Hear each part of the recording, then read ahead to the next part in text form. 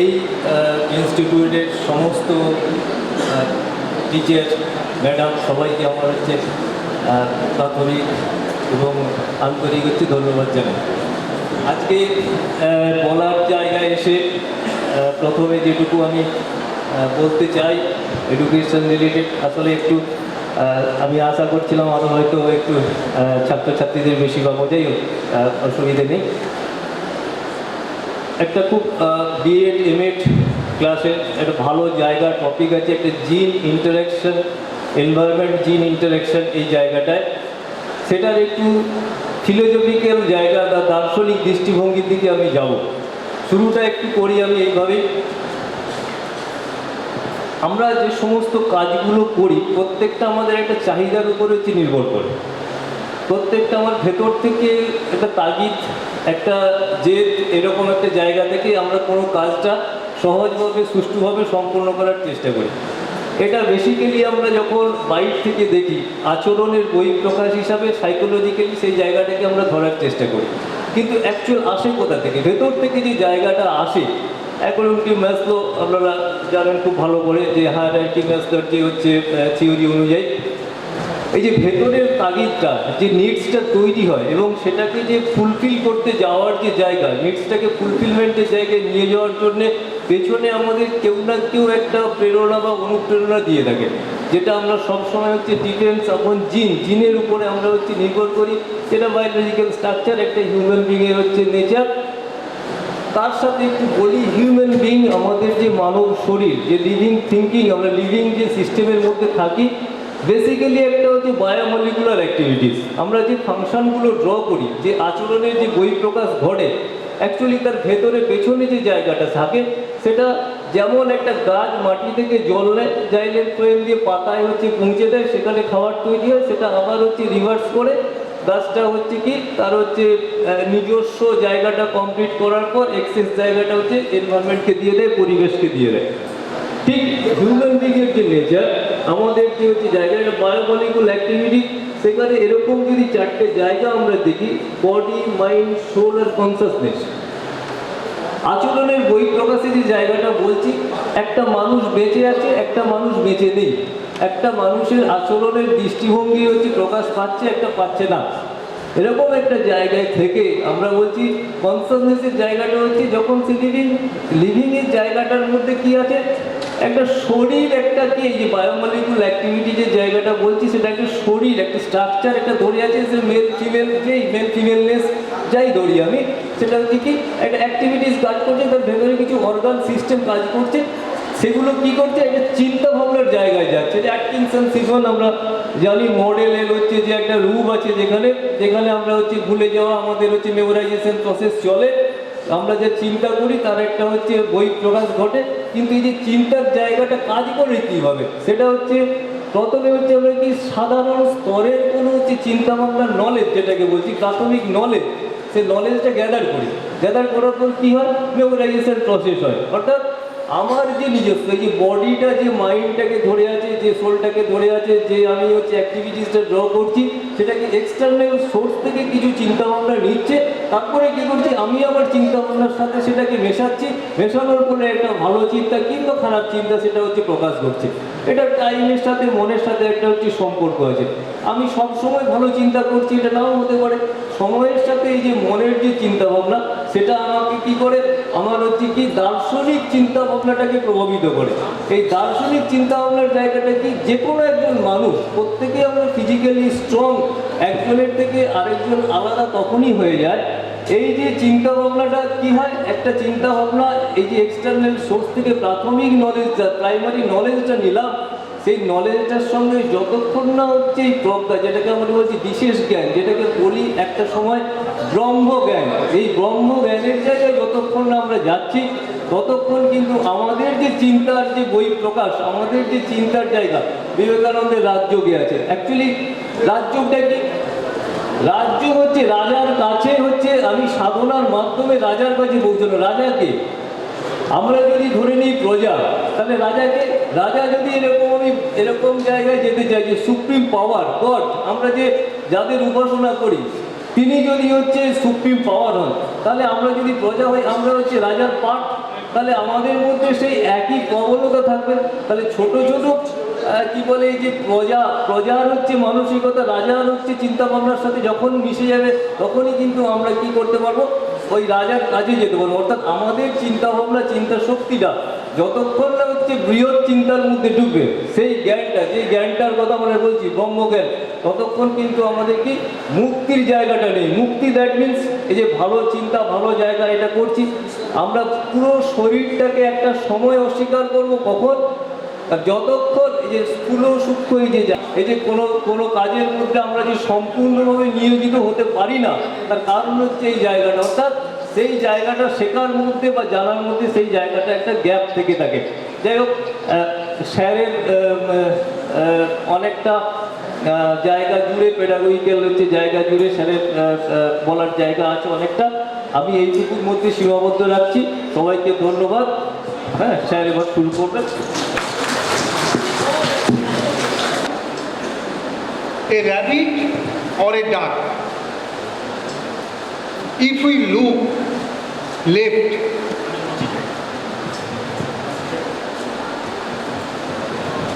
if we look at a horse, hello, what is it? What is represented by this figure? Next slide. Gestalt switch. All of you are well conversant about the Gestalt psychology, figure-ground relationship. When left remains figure, then right remains ground, and just switching out it. Implication: one way of looking at the data is not more true than another. একভাবে দেখা কোনটা সত্য, ডাকটা নাকি র্যাবিটটা? এইটা হচ্ছে প্রশ্ন, যে কোনটা সত্য। এই ছবিটা কিসের ছবি? ইজ ইট এ ডাক or is it A rabbit? Both of it, but both cannot be seen simultaneously. It is the complementarity principle, Bohr's complementarity principle. Any one of you who is the students of physics can know it. Bohr's complementarity principle. Light is wave and light is particle, but no single experiment can explain the nature, particle nature and wave nature simultaneously. Any experiment can explain the wave nature and other experiment can explain the particle nature. Both the particle and wave nature can be explained at the same time. This is the complementarity principle of Niels Bohr. One cannot simultaneously consider the data from the point of view of two different theories. Now come to another point, which is data and information. A शायरी से मेरे बीजों व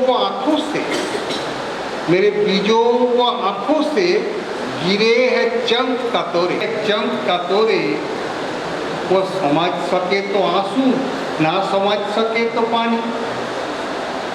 तो কেউ এটাকে বাহবা দিল না তো? আমি এত ভালো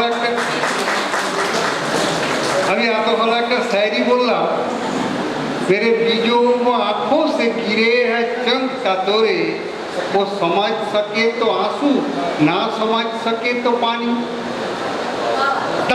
The two droplets are the data, but after all we can get the information from the data by interpreting. How we can interpret it? By seeing. Next slide. Now our photographic interpretation.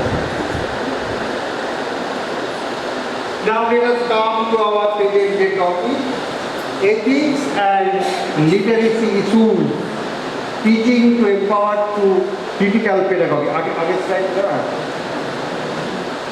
Myself is Professor Somindra, let us go to the next slide. It is very common rhyme to you all. We are, most of us are Bengali. There is very common rhyme to us all. Baburam সাপুরে কোথায় যাস বাপুরে, আয় বাবা দেখে যা, দুটো সাপ রেখে যা, যে সাপ ফুটপাত খায় শুধু দুধ ভাত, সেই সাপ জ্যান্ত গোটা দিয়ে আনত, তেড়ে মেরে ডান্ডা করে দিয়ে ঠান্ডা। হাউ পুরুষ সেরকম সাপ যদি দু তিনটে তার কাছে আশীর্বাদ করে। বিদ্যাসাগরের, এখন বিদ্যাসাগরের জন্ম ২০০ বর্ষ চলছে বলে বিদ্যাসাগর নিয়ে আলোচনা হচ্ছে খুব। একটা খুব সুন্দর বই আছে, যদি তোমরা, আমি ছাত্রছাত্রীদের বলছি এবং শিক্ষকদের আপনারা যদি ওই বইটা দেখেন, সেটা হচ্ছে গোপাল রাখাল দ্বন্দ্ব সমাস, শিবাজী বন্দ্যোপাধ্যায়ের লেখা। শিবাজী বন্দ্যোপাধ্যায় একজন দার্শনিক মানুষ, অ্যাকচুয়ালি সাহিত্যের মানুষ, পরবর্তীকালে এখন তিনি সোশ্যাল সায়েন্সের মানুষ।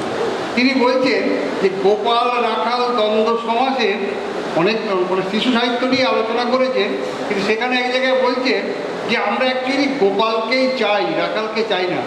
আর দেশের যা কিছু পরিবর্তন ঘটিয়েছে, যা কিছু বিপ্লবাত্মক পরিবর্তনের যে সূচনা করেছে, সেগুলো সব কিন্তু রাখালরা, গোপালরা কিছু করে।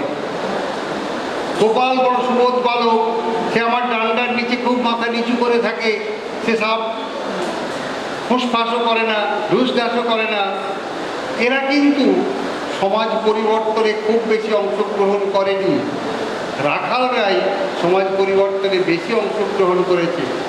আমাদের রাখালই গিয়ে ফাঁসির দড়ি গলায় পড়তে তার এতটুকু বুক কাঁপেনি, কিন্তু কোনো গোপাল তো এগিয়ে যায়নি। বড় বড় চাকরি ছেড়ে, সরকারি বড় বড় পদ ছেড়ে কোন গোপালকে এগিয়ে যেতে আমরা দেখেছিলাম আমাদের স্বাধীনতা আন্দোলনের সময়? আজও দেখি না। আমরা বরং বেশিরভাগ দেখি যে রাখালরাই এগিয়ে যায়। And this type of message is also conveyed by Sukumar Ray, যে পরে ডাকো ঢুসঢাস, পরে ডাকো ফুসফাস, একদম very very polite and very diligent সাপ। দেন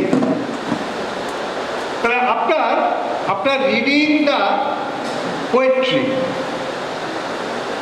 we can extract the meaning, and we can extract the meaning differently. Have you ever thought the Baburam Sapure in this way? তাহলে is it true which I have told? Is it true? It is true. But which you have known before, that is also true. That is also true. It may be a rabbit or it may be duck. Both are true. But try to think. Today's speech, I want to make some thinking, to generate some thinking. If thinking is being generated, then other all things will be done easily. যদি মানুষ চিন্তা করতে শেখে, তাহলেই দেখা যাবে যে অন্যান্য সমস্ত প্রবলেম সলভ হয়ে যাবে। আমরা অ্যাকচুয়ালি চিন্তা করতে ভুলে যাচ্ছি। আমরা চাইছি নাম্বার। কী করে নাম্বার পাওয়া যায়? স্যার এই কোশ্চেনটার উত্তর কী হবে আমি বলে দেবো, একটা নোট দিয়ে দেবো, সেটা থেকে মুখস্থ করবে। মুখস্থ করার পর পরীক্ষার খাতায় নামিয়ে দেয়। তো স্যার নামিয়ে দিয়েছি, একদম আমি পুরো নামিয়ে দিয়েছি, আমি এখন আর বলতে পারবো না, এখন আর নেই। তাহলে নামিয়ে দেওয়ার পর আর কিছু থাকে না। এটা কি এডুকেশন? কিন্তু এই এডুকেশনই আমাদের চলছে। আমি সেটা নিয়েই বলতে চাইছি যে থিঙ্কিং করতে হবে, চিন্তা করার জায়গাটা আমি আনতে চাইছি। সেটাই হচ্ছে ethics, principles of right or wrong that individuals acting as free moral agents to make choice to guide their behaviors. Next, ethical question. Now ethical question arises because these create opportunities for intense social change. খুব দ্রুত আমরা এখন আর বলতে পারছি যে আগামী 5 বছরের কথা, সামনের বছর কী হবে সেটাই বলতে পারছি না। আমি যে মোবাইল ফোনটা ইউজ করছি সেই মোবাইল ফোন নতুন নতুন টেকনোলজি আসছে, নতুন নতুন ইনোভেশন হচ্ছে এবং নতুন পরিবর্তন এসে যাচ্ছে। কারণ এই পরিবর্তনের যুগে, ইন্টেন্স সোশ্যাল চেঞ্জের যুগে এথিক্যাল কোয়েশ্চেন অ্যারাইজ করছে। আগে এত এত দ্রুত এথিক্যাল কোয়েশ্চেনগুলো পাল্টাতো না, এখন পাল্টাচ্ছে। সেটলি existing distribution of power, money, right and obligations. একটা নিউ এডুকেশন পলিসিতে আমার এক বন্ধুর সঙ্গে কথা হচ্ছিল। উনি একটা ডায়েটের principal, DIET district institute of educational training and education and training, district institute of education and training DIET, তার প্রিন্সিপাল। তার সঙ্গে কথা হচ্ছিল। আমি বললাম যে এই নিউ এডুকেশন পলিসিতে কিন্তু খুব ভালো কথা বলেছে। ওরা কী বলেছে বলুন তো? আমি বললাম যে ওরা অটোনমির কথা বলেছে। ওরা অটোনমি খুব ভালো, মানে অটোনমি খুব ভালো, কিন্তু আপনার ফিনান্সিয়াল অটোনমির কথাও বলেছে। শুধু আরও ভালো, ফিনান্সিয়াল অটোনমি তো আরও ভালো, মানে আরও ভালো। আপনি এখন সরকারের কাছ থেকে টাকা পান আর সেটা খরচ করেন, তাহলে অটোনমি মানে কি শুধু খরচ করার অটোনমি? অব্লিগেশনটা কি তোমাকে ভাবতে হবে না যে টাকাটা কোত্থেকে জোগাড় করব? নতুন যে এডুকেশন পলিসি তার কিন্তু ছত্রে ছত্রে এই কথাটা বলা আছে যে তোমাকে শুনতে মনে হবে যেন খুব ভালো, এত ভালো তো হয় না, কিন্তু তার ভেতরে বিটুইন দ্য লাইন,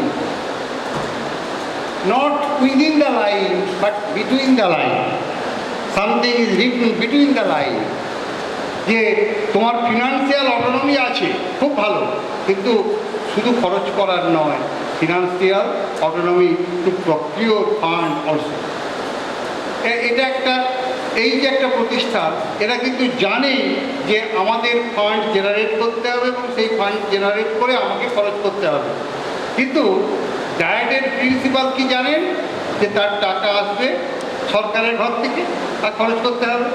ভবিষ্যতে এটা বন্ধ হতে চলেছে এরকম কি একটা ইঙ্গিত এখান থেকে পাওয়া যাচ্ছে?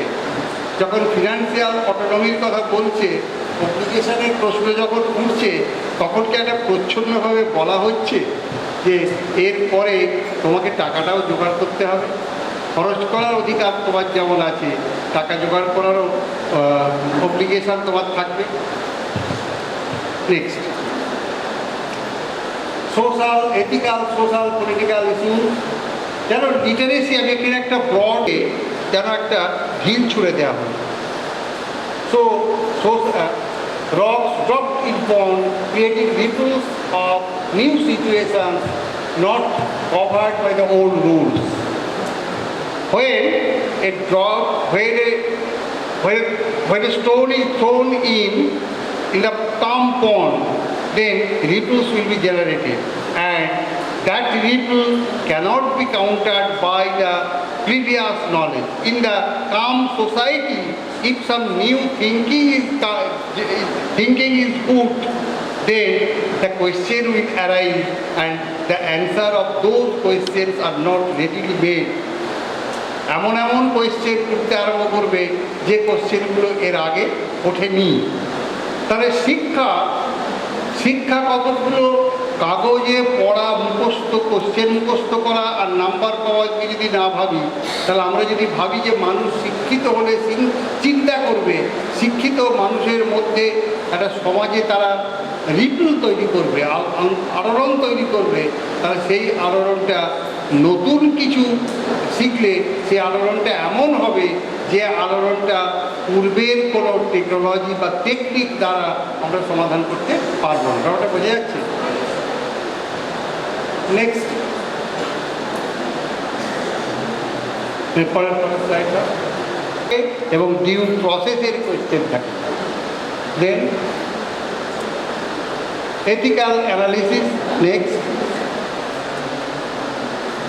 performance character, and a performance character doing the best টা আমি যেটা সব থেকে ভালো করতে পারি সেটাই আমার পারফরমেন্স ক্যারেক্টার। যে আমরা যেটা বলি যে মেয়েটি খুব ভালো আঁকে, খুব ভালো গান গায়, খুব ভালো পড়াশোনায়, এই যে এটা তার পারফরমেন্স ক্যারেক্টার, এটা তার পারফরমেন্স ক্যারেক্টার। সে অনার্ড পায় কোনো একটা জায়গাতে। জানেন, ও আমার মেয়ে ছবি এঁকে এই পুরস্কারটা পেয়েছে, আমার ছেলে খেলে এইটা পেয়েছে, আমার ছেলে অঙ্ক কষে এইটা পেয়েছে। এইগুলো হচ্ছে তার পারফরমেন্স ক্যারেক্টার। আর মোরাল ক্যারেক্টার হচ্ছে doing the right thing.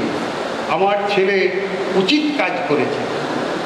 What is right thing? That is very difficult question.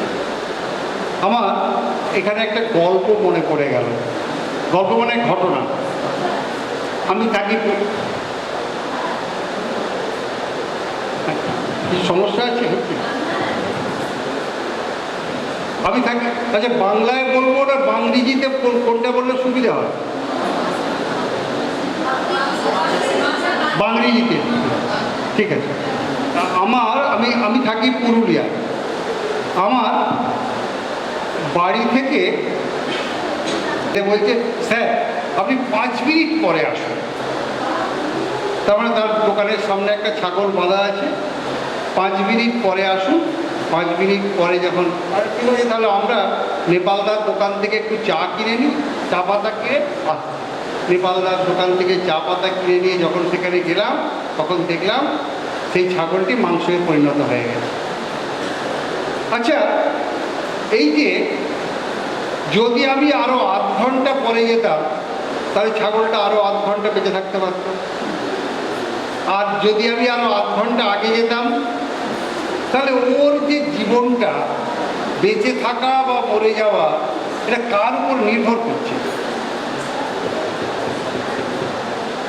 আমার উপর নির্ভর করছে, মানে মানুষের উপর নির্ভর করছে। আবার আমরা ন্যাকামো করে কিরম বলি যে আমার ছাগলটার অসুখ করেছে বলে তাকে ওষুধ খাওয়াই। হ্যাঁ, আবার এই ছাগলটা কি খেতে ভালোবাসে, এই কাঁঠাল পাতা খেতে খুব ভালোবাসে, সেই জন্য আমি কাঁঠাল পাতা নিয়ে আসি। আহা, তুমি তার ভালোর জন্য করছো না কার ভালোর জন্য? Which one is the moral character? Which one is the right thing? Right thing কোনটা?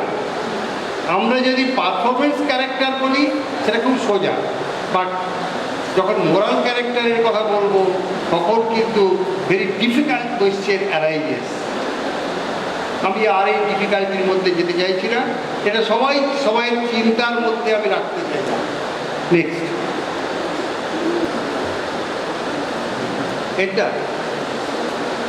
এটা করো। আচ্ছা, তাহলে আমরা যদি একটা মানুষ চরিত্র যার মধ্যে এই দুটি বৈশিষ্ট্যই বর্তমান থাকবে, তাকে আমরা বলবো একটি সম্পূর্ণ মানুষ।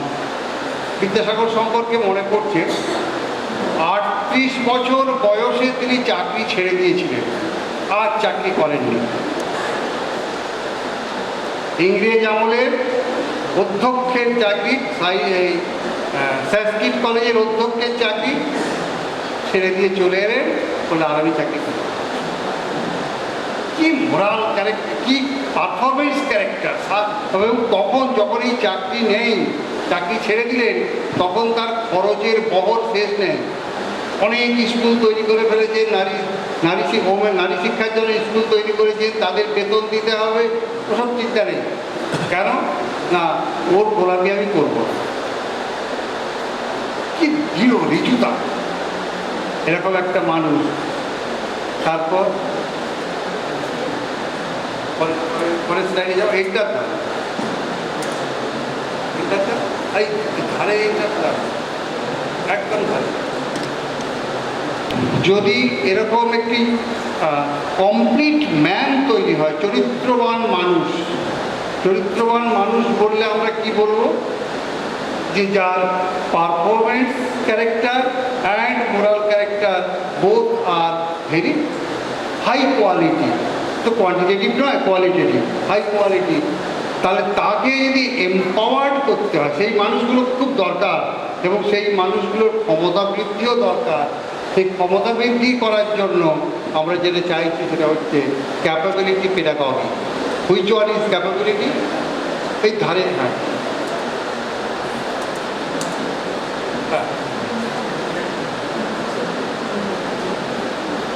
ক্যাপাবিলিটি এই যন্ত্র এরকম যন্ত্রণা দিলে কী করে হবে? স্যার হচ্ছে না, তার আগেরটা দাও। হ্যাঁ, তার আগেরটা। হ্যাঁ, তারপরেরটা দাও।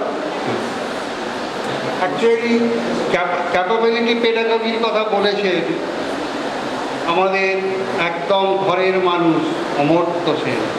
আমরা খুব গর্ববোধ করি।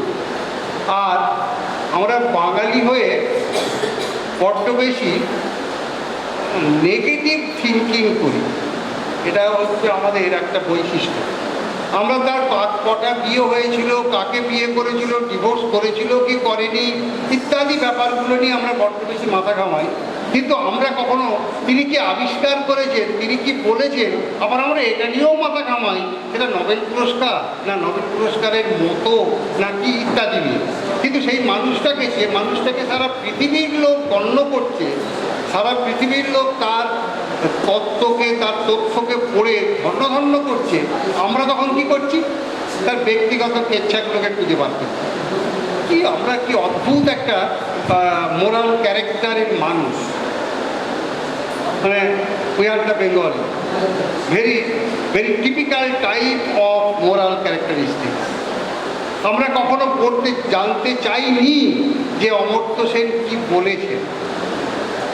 আমরা জানতে চেয়েছি এটাই, অমর্ত্য সেন কটা বিয়ে করেছে। কি অদ্ভুত! তাই অমর্ত্য সেন যেটা বলেছেন ইন এডুকেশন, ভেরি ইম্পর্টেন্ট জিনিস, সেটা হচ্ছে পরের স্লাইড আমরা বলবো, যার বাংলা করেছে সক্ষমতা, ফ্রিডম অনুভব করে। আমার একটা ড্রাইভার ছিল, তার নাম হচ্ছে সাদ্দাম, ও গাড়ি চালাতো।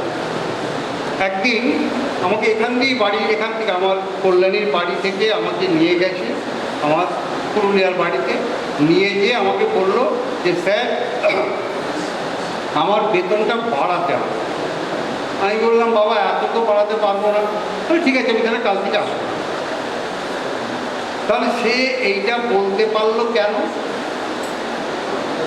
যে আমি যে বেতনের চাকরি, তাকে সে আমার কাছে যে বেতনটা পায়, যে বেতনের চাকরি সে করে, ওরকম চাকরি সে আরো 10টা চাকরি নিতে পারবে। কেন পারবে? তার সক্ষমতা আছে, তার ক্যাপাবিলিটি আছে। ক্যাপাবিলিটি থাকলে ফাংশনিং করতে পারে। অমর্ত্য সেন বলছে যে ডেভেলপমেন্ট অ্যাজ ফ্রিডম, বিকাশ ঘটবে ফ্রিডামের মধ্যে। বিকাশ যেন একটা ফ্রিডম, এই ফ্রিডমটা হবে substantial freedom, not procedural freedom. আমরা যে ফ্রিডমটা as the citizen of India, inhabitants of a free country, we are enjoying procedural freedom. স্বাধীন ভারতের নাগরিক হিসাবে আমরা প্রসিডিউরাল ফ্রিডম এনজয় করি, নট সাবস্টেন্সিয়াল ফ্রিডম। বিদ্যাসাগরকে বললাম 38 বছর বয়সে তিনি চাকরিটা ছেড়ে দিতে, কারণ আমার সেই সক্ষমতা নেই, আমার সেই ক্যাপাবিলিটি নেই। আমি কিন্তু তৈরি করো যাতে তুমি তোমার মধ্যে সক্ষমতা তৈরি হয়। সক্ষমতা তৈরি হলেই তুমি ফ্রিডম অনুভব করবে, তুমি আর কারও গোলামি করতে যাবে না। আমি পারবো, আমি এটা এরকম চাকরি জোগাড় করে নেব, এরকম কাজ আমি পেরে যাব, এরকম একটা। তারপরের কথাই বলছেন উনি, অমর্ত্য সেন বলছেন, স্লাইডে দাও, deprivation of income versus deprivation of capability. আমার ইনকাম কম, আমার কি সেই ক্যাপাবিলিটি আছে ইনকাম করার? এই প্রশ্নটা কিন্তু নিজের কাছে নিজে করতে হবে যে আমি কী কী করতে পারি। ক্যাপাবিলিটি মানুষকে কী দেয়? ফাংশনিং করার ক্ষমতা দেয়, কিছু কাজ করতে দেয়। এই কাজ করতে পারাটা, এই ফাংশনিং, আচ্ছা আমি কী কাজ করতে পারি? কালকে একজনের সাথে কথা হচ্ছিল, কাল যে কেমিস্ট্রিতে এমএসসি পাস করেছে, পিএইচডি করেছে, করে বলছে যে চাকরি তো নেই। আমরা আচ্ছা তুমি কী কী কাজ করতে পারো? কেমিস্ট্রিতে এমএসসি পাস করে পিএইচডি করে তুমি কি কাজ করতে পারো? না, পড়াতে পারো। মানে পড়ানো ছাড়া কোনো কাজ তুমি পারবে না। যদি এটা হয় তাহলে কি কখনো জগতে চাকরি হবে? একজন পড়ানোর চাকরি পেলে কিন্তু 30 বছর পর সেই পোস্টে আরেকজন আসবে।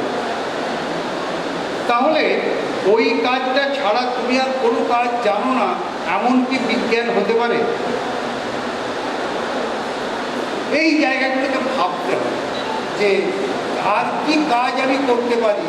আমি আমার ব্যক্তিগতভাবে বলছি, আমার ব্যক্তিগত লাইফে তখন আমি ক্লাস 8-এ পড়ি, সেই সময় আমার বাবা একটা পাম্প সেট কিনেছিলেন। আমি চাষির বাড়ির ছেলে, তো আমার বাবা একটা পাম্প সেট কিনেছিলেন। আমি সেই পাম্প সেটটাকে একটা বাঁশ দিয়ে আমি একদিকে কাঁধ দিতাম, কাঁধে দিতাম, আর বাবা একদিকে কাঁধে দিতেন, দিয়ে আমরা মাটি নিয়ে যেতাম এবং সেই পাম্প সেটটা দিয়ে জলসেচ করতাম এবং সেই পাম্প সেটটাকে আমি সারাতে পারতাম। পরবর্তীকালে আমি যখন বিএসসি পড়ি তখন ওই পাম্প সেটের সমস্ত পার্টসগুলো খুঁজে এক জায়গায় রেখে আবার জোড়া দিতে পারতাম। স্যার, আমি ওই ঠিক করেছিলাম যে আমি যদি চাকরি বাকরি না পাই ওই পাম্প সেট সারিয়ে খেতে পারবো। আমি রেডিও সারানো শিখেছিলাম, তখন রেডিও খুব ভালো বাজার ছিল, এখন নেই। আমি সেগুলো সারানো শিখেছিলাম, যদি আমি চাকরি বাকরি না পাই তাহলে ওইটা করে খেতে পারবো। আজকে আমি একটা ইউনিভার্সিটির অধ্যাপকের চাকরি পাওয়ার পর বড় বড় কথা বলছি, ঘটনাটা এমন নয়। আমি চাষ করতেও পারতাম, এখন হয়তো পারবো না, অনেক দিন করিনি। আমি পাম্প সেট সারাতে পারতাম, আমি এগুলো পারতাম। সেইগুলোর মধ্য দিয়ে আমি কিন্তু ক্রীড়া অনুভব করতাম। লোকে যখন জিজ্ঞাসা করতো কি তুমি চাকরি পেয়েছো, বেকার নাকি? না না, আমি বেকার নয়, আই এম স্টুডেন্ট। স্টুডেন্ট লাইফের পরেই আমি কিন্তু চাকরি পেয়েছি, আর আমার এই চাকরিটা চলছে 8 নম্বর। এটা আমার লাইফের কথা বলছি, এটা আত্মপ্রচারের জন্য নয়। আমি 2খানা প্রাইভেট কোম্পানিতে চাকরি করেছি, তারপরে 3টে স্কুলে চাকরি করেছি। কটা হলো? 5টা। 3টে স্কুল, 2টো কলেজ, 7টা, আর একটা ইউনিভার্সিটি। 8 নম্বর চলছে। আচ্ছা, আমি কি 8টাই অ্যাপ্লিকেশান জমা দিয়েছিলাম? আমি কি 8টাই অ্যাপ্লিকেশান জমা দিয়ে 8টা চাকরি পেয়েছি? হয়তো 80টা অ্যাপ্লিকেশান জমা দিয়েছি। তার মানে ফেলিওর রেট সাকসেস রেটের থেকে বেশি না কম? অনেক বেশি, অনেক বেশি হয়। আমি 80টা কি 100টা অ্যাপ্লিকেশান করেছিলাম, করে 8টা পেয়েছি। তার মানে আমার ফেলিওর রেট অনেক বেশি। সেই জন্য ফেলিওর হলেই যে আমার সক্ষমতার ওপরে আমার বিশ্বাস চলে যাবে, ঘটনাটা এমন নয়। কারণ ফেলিওর মানুষ বেশি হয়, বেশি ফেলিওর হতে হতে হতে হতে অনেক সাকসেস আসবে, এবং এই সাকসেসটা আসবে নিজের সক্ষমতার ওপরে ভরসা রাখলে এবং নিজেকে খুব অনেস্টলি, মোরালিটি দিক থেকে অনেস্টলি শিখতে হবে এবং সক্ষমতা লাভ করতে হবে। এগুলো একটাও কিন্তু আমি জ্ঞান দেওয়ার জন্য এখানে দাঁড়িয়ে বলিনি, এটা আমার নিজের জীবনের উপলব্ধি থেকে বলছি। কি কোশ্চেন আসবে একটু বলে দিন, আর আমি যাই লিখবো নাম্বারটা দিয়ে। এইরকম একটা টেন্ডেন্সি ছাত্রছাত্রীদের মধ্যে এসেছে, নাম্বারটা দিয়ে তুই কি করবি বাবা? আমরাও কিন্তু খুব সুবিধা হয়ে গেছে নাম্বার দেওয়াতে। নাম্বার দিলে আমি যে খাতার প্যাকেটটা খুলে তাদের নাম্বার করলাম, করে আবার যে ঢুকিয়ে দিলাম ভেতরে, আর সেটা কেউ খুলবে না। যদি আমি কম নাম্বার দিই তাহলে কোর্টে যাবে, তার আগে কন্ট্রোলারের কাছে করবে, কী বলে, রিভিউ করতে যাবে, তো নানা রকমের সমস্যা হবে। আমি দেখলাম যে বাবা ওসব সমস্যার মধ্যে যাবো না। নাম্বার যদি আমি 70%-এর ওপর দিয়ে যাই, 80, 90 এরকম যদি নাম্বার দিয়ে দিই, তাহলে তো কেউ খাতা খুলে দেখবে না আমি এটা পড়ে দেখে নাম্বার দিয়েছি নাকি না পড়ে দেখে নাম্বার দিয়েছি, এটা কেউ আর বিচার করতে যাবে না। কি অদ্ভুত একটা পরিস্থিতিতে আমরা, অদ্ভুত একটা সময়ের মধ্যে দিয়ে আমরা যাচ্ছি, এবং এই সময়ের মধ্যে আমি এগুলো বলতে চাইছি। আমি একদিন আমাদের প্রিন্সিপাল স্যার আমাকে বললেন আমাদের কলেজে একদিন আসুন। আমি তখন বললাম যে আমি কিছু অপ্রিয় কথা বলবো, যে কথাগুলো কিন্তু বলাও দরকার। এই ক্যাপাবিলিটি তৈরি হবে কিন্তু এই নাম্বার দিয়ে নয়, ক্যাপাবিলিটি তৈরি হবে কিছু শেখার মধ্য দিয়ে, শিখতে হবে। আমার এক ছাত্র বন্ধু আমাকে বলছিল, সে টিচার, বলছে যে আমরা মডেলস অফ টিচিং পড়ি। আমি পড়াই, আমি বাহ খুব ভালো তো মডেলস অফ টিচিং। আমি তুমি কনসেপ্ট অ্যাটেনমেন্ট মডেলে একটা ক্লাস নিতে পারবে, বা অ্যাডভান্স অর্গানাইজার মডেলে একটা ক্লাস নিতে পারবে, কেমন করে অ্যাডভান্স অর্গানাইজার মডেলে পড়ানো যায়। তোমরা নাম শুনুনি অ্যাডভান্স অর্গানাইজার মডেল? হ্যাঁ, নাম শুনেছ? অ্যাডভান্স অর্গানাইজার মডেলে সিনট্যাক্স অমুক তমুক ঝপাঝপ লিখে ফেলবে। তাকে একটা বলা হয় যদি যে একটা লেসনের সিনট্যাক্স লিখে দাও তো, যে অ্যাডভান্স অর্গানাইজার মডেলের একটা সিনট্যাক্স তুমি লিখে দাও। আমরা কজন পারি সেটা করতে? এরকম করে বুকে হাত দিয়ে, বলতে হবে ভুলে রাখতে পারবো, এরকম করে বুকে হাত দিয়ে নিজের বিচার করে এটা কি পারি? আমরা কি এটা ভাবি? আমরা এটা ভাবি না, আমরা এটা মুখস্থ করে পরীক্ষার খাতায় লিখে দিই, নাম্বার পেয়ে নামিয়ে দিই, নাম্বার পেয়ে যাই। আমাদের কোনো ছাত্রছাত্রী, কোনো শিক্ষক অ্যাডভান্স অর্গানাইজার মডেলে পড়াতে পারছে না। আমেরিকায় কিন্তু পারে, মানে বিদেশে পারে, যে দেশে এসব শাস্ত্রের জন্ম সেসব দেশে কিন্তু পারে, তাদের সেই ক্যাপাবিলিটি আছে। আমাদের সেই ক্যাপাবিলিটি ডেভেলপ করছে না, যেটা বারবার বলছি, যার মধ্য দিয়ে ফ্রিডম আসছে না। নেক্সট, এম্পাওয়ারমেন্টও হচ্ছে না। Learning is not development, however, properly organized learning results in mental development. Learning কোনো ডেভেলপমেন্ট নয় উনি বলছেন, ভাইজার্সকি বলছেন, কিন্তু লার্নিং ডেভেলপমেন্টকে ইনিশিয়েট করে, স্টার্ট করে দেয়। নেক্সট, তারপরে এবারে আমরা আসছি পাওলো ফ্রেয়ারের ক্রিটিক্যাল পেডাগজি। ম্যাডাম যেন বলছিলেন যে পাওলো ফ্রেয়ারি নাকি খুব কঠিন, আমি সেটা নিয়ে সবইটা, এই বইটা কিন্তু এতে পাওয়া যায়, ইবুক হিসেবে পাওয়া যায়, খুব চট্টি বই, কিন্তু পৃথিবীর প্রায় সমস্ত ভাষায় অনুদিত হয়েছে, পেডাগজি অফ দ্য অপ্রেস। এই বইটাতে উনি ওনার ক্রিটিক্যাল পেডাগজির কথা বলেছেন। প্রথমে উনি যেটা বলেছেন সেটা হচ্ছে যে উনি তো বইটার প্রথমে দিকেই আছে, তিনি ক্রিটিসাইজ করেছেন banking concept in education. Banking concept, banking approach in education. Banking approach means তোমাদের সবারই আমি একটা ব্যাংকের অ্যাকাউন্ট খুলে দেবো এবং সেই অ্যাকাউন্টে আমি 15 লক্ষ করে টাকা দিয়ে দেবো, সবার ব্যাংকের অ্যাকাউন্ট খোলা হয়ে যাবে। এবং বিফোর পাওলো ফ্রেয়ারি যে এডুকেশন সিস্টেমটা ছিল, এখনও আছে, আমাদের দেশে এখনও আছে, সেটা হচ্ছে যে teacher is the reservoir of knowledge and students are the empty vessels. Receptacles come to be filled by the knowledge of teacher. শিক্ষক হচ্ছে নলেজের ভান্ডার, তার একটা আউটলেট আছে, খুললেই জলের মতো পড়ে, আর স্টুডেন্টরা হচ্ছে এমটি রিসেপ্টেকলস, যেখানে তারা সেগুলো। This concept of education is called banking concept. তিনি বললেন যে এখান থেকে বেরিয়ে এসে ছাত্রদের মধ্যে ক্রিটিক্যাল থিঙ্কিং ইনিশিয়েট করতে হবে। ক্রিটিক্যাল থিঙ্কিং এক ধরনের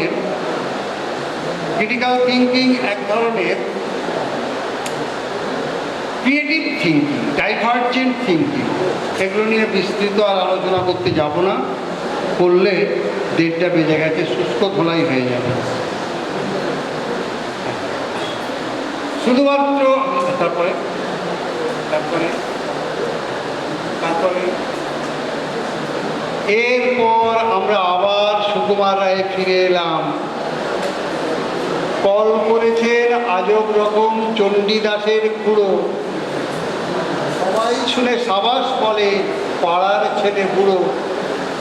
বুড়োর যখন অল্প বয়স, বছর খানেক হবে, উঠল কেঁদে কুঙ্গা বলে, ভীষণ অট্ট রবে। আর তো সবাই মামা কাকা আবল তাবল বকে, বুড়োর মুখে কুঙ্গা শুনে চমকে গেল লোকে। সবাই বলে এই ছেলেটা বাঁচলে পারে তবে, বুদ্ধি জোরে এ সংসারে একটা কিছু হবে। আরে শেষ হয়ে গেছে, শেষ হয়ে গেছে, আর কষ্ট দেবো না। সেই পুরো আজ কল করেছেন আপন বুদ্ধি বলে, 5 ঘন্টায় রাস্তা যাবেন 1.5 ঘন্টায় চলে। দেখে এলাম কলটি অতি সহজ এবং সোজা, ঘন্টা 5 ঘাটলে পারে আপনি যাবেন বোঝা। বলবো কি আর কলের ফিকি, বলতে না পাই ভাষা, হাড়ের সঙ্গে যন্ত্র জুড়ে একেবারে খাসা। সামনে তাহার খাদ্য ঝোলে যে যেরকম রুচি, মন্ডা মিঠাই, চপ কাটলেট, খাজা কিংবা লুচি। মন বলে তার খাবো খাবো, মুখ চলে তাই খেতে, মুখের সঙ্গে খাবার চলে পাল্লা দিয়ে বেতে।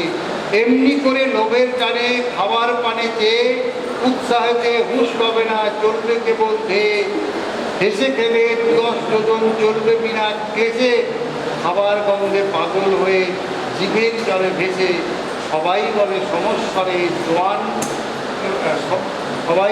সমস্বরে ছেলে জোয়ান বুড়ো, অতুল তৃপ্তি রাখলো হবে চণ্ডীদাসের পুরো। এরকম সুন্দর, যত সামনের দিকে যাবে খাবারটা কখনো খেতে পাবে। আচ্ছা, এরকম কল কেউ দেখেছো তোমরা? আপনারা দেখেছেন? পরের স্লাইড। এইরকম কল আমাদের সামনে সর্বদাই ঝুলিয়ে রাখা হচ্ছে। যদি একটু নেগেটিভ দিক থেকে বলি, যদি তাহলে কিন্তু তারা সুবোধ বালক সুবোধ বালিকা হবে।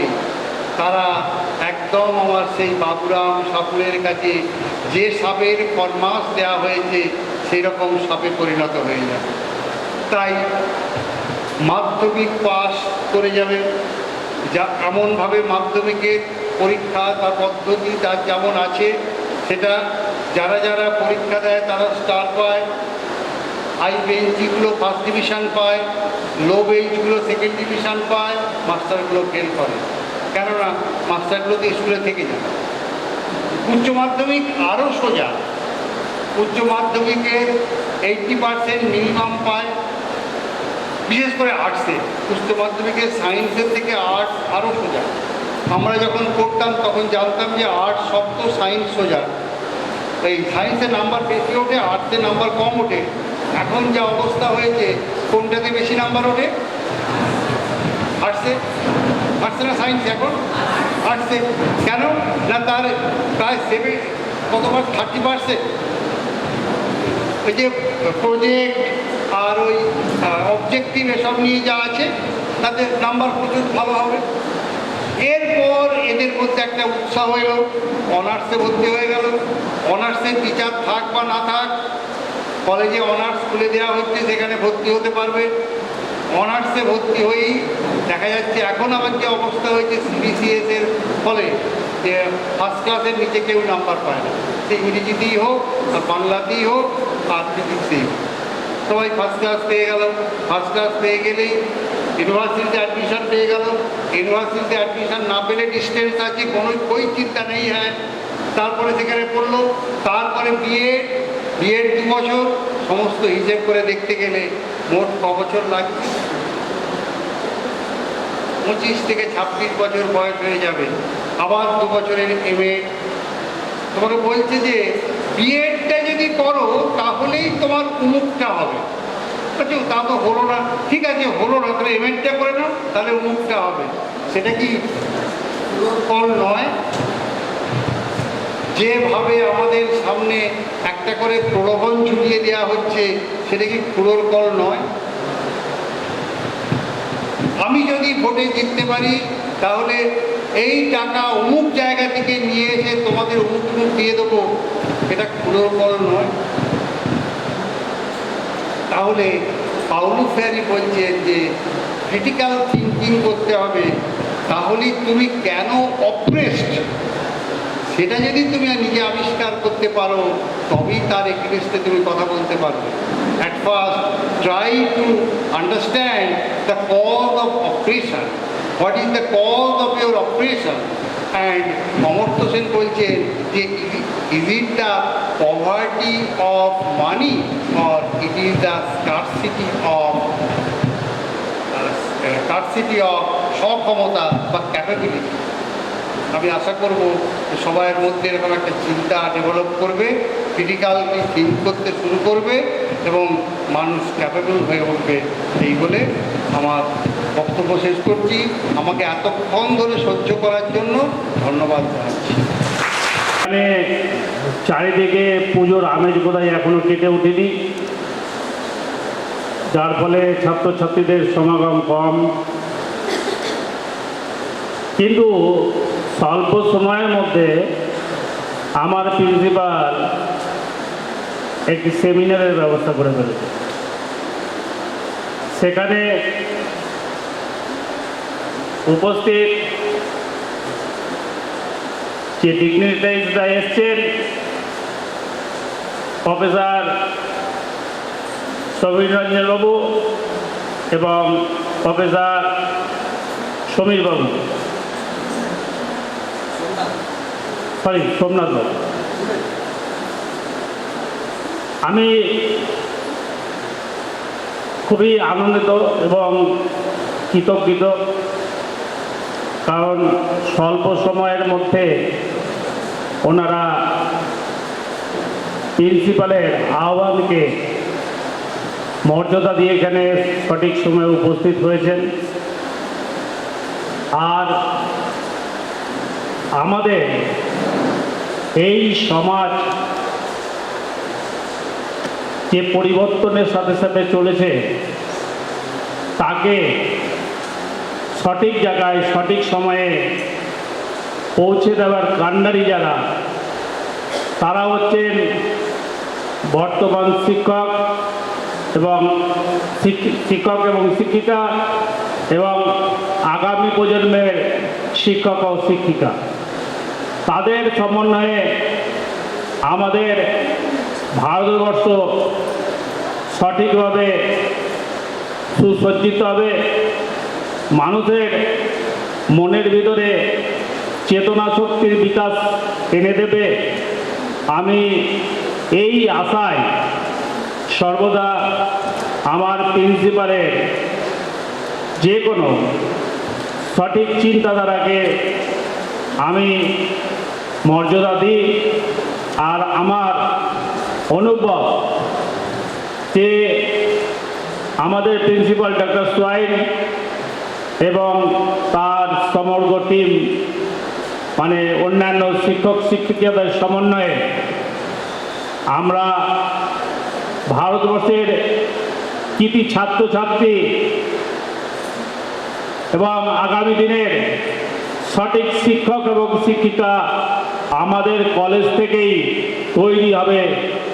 এই বুক ভরা আশা নিয়ে আমি আমার বক্তব্য শেষ করছি। ধন্যবাদ।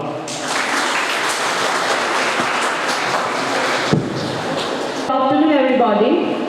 It's our great privilege to get the respected dignitaries over here, and especially I like to give a vote of thanks to our Honorable Chairman Sir, Mr. Jayanta Chakravarti Sir, our respected Principal Dr. V.C. Swain, and the dignitaries Dr.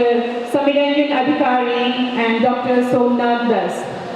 So it's a privilege that we have learned a lot of things from this seminar. Especially we have learned that the changes is occurring and how to adapt with that changes in the society, and the students how to adapt with that changes. Especially we also learned that moral character Yes, that's very important, that moral ethics or moral education is very, very important in any educational aspect. If we have a moral values on us, we can be a good human being and a responsible citizen in any aspects of our society. It is also very important that Sir told that about the Paulo Freire. Yes, he has emphasized too much on the progressive education. And progressive education, which it implies that critical thinking, learning by doing, and also problem-solving aspects, which is very, very important for the students, especially if they have the queries on these areas. So, sir, lots of thanks that you have learned, lots of valuable messages and opinions from you, and hope we have learned a lot from you. Thank you, sir. Thanks.